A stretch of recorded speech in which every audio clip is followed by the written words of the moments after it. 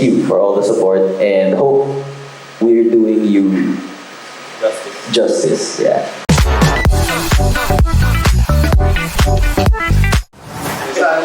Saan ka kapit?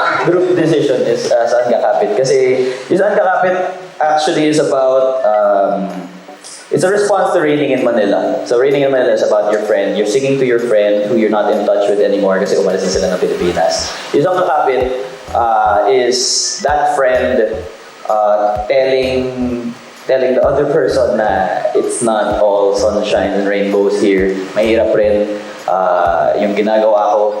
I went here. Actually, I was inspired by David, who studied in the US for 5 years. 5 years siya nasa US. Tapos, it wasn't an easy life also going there by yourself.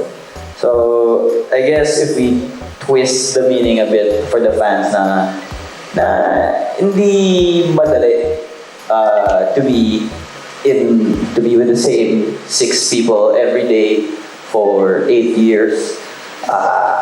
It's 6, 7, 8. 8. Minsan lang nandito si Tim.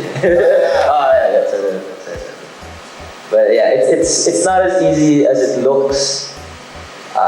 Nababaliw na rin kami minsan, but it's also, we want this. Pinili namin to, and it might get hard sometimes, but we really enjoy this. Thank you for all the support. We always say that, but we also always mean it. Kasi 8 years, 9 years na kami nandito. Tsaka, recently lang rin naman kami lumaki. Back in 2022, kami nag-start to be actually on the mainstream radar. And we have fans that have been there since the start na we'll see later. Actually, later rin sila mamaya. And thank you for all the support and hope we're doing you justice. Yeah. And thank you to the fans who've been there through all steps when we were gigging in bars. Tapos when we changed the lineup, they were still there with us.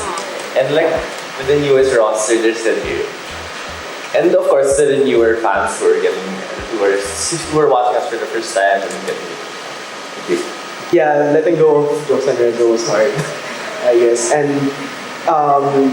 seeing these new faces was also another big change. So we'd like to thank you again for accepting us and always being there to support us. It's the first time it's ever happened.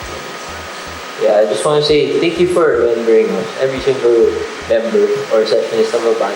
For context, I just became a member this year, and even back then, they still knew who I was. Even when I was, nung 14 pa ako, I was still a session. Manu is 22, by the way. He's been with us since he was 14. Yeah. Si Mika pa nga, our manager was picking me up from school papuntang gig. It's not a joke.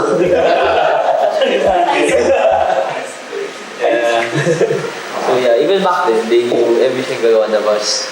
And yeah, thank you so much for all of your support.